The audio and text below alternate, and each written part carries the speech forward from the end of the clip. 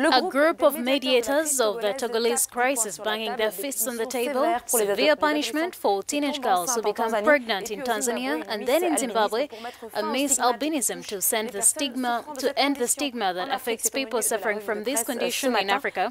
It's all on the agenda for today's press review. Let's start from Togo, where the opposition coalition is far from united. Togo Matin, in fact, reports that since Sunday, the unrest has been brewing within the coalition of 14 and has erupted, leading even observers to predict a future decline of the group of opposition parties. One of the issues that gave rise to internal dissonance is to hold or not to hold new anti-government demonstrations.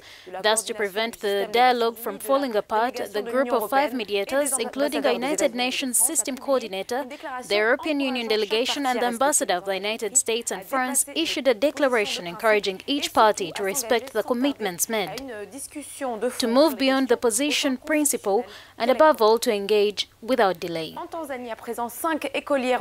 In Tanzania, 5 schoolgirls were arrested by police. Their crime? They got pregnant.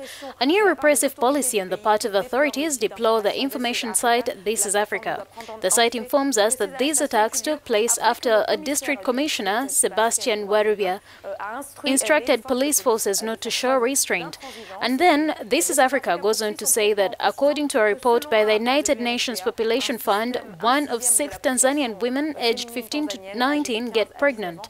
According to the media, it's not these radical or untimely arrests that will put an end to this phenomenon. It's about awareness. So to do so, African nations must make this reality come to an end and end taboos that surround sexuality.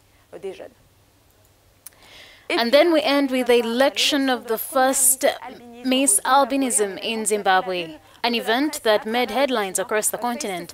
Face-to-Face Africa also welcomes this significant development in the southern African country, where some 39,000 people live with albinism.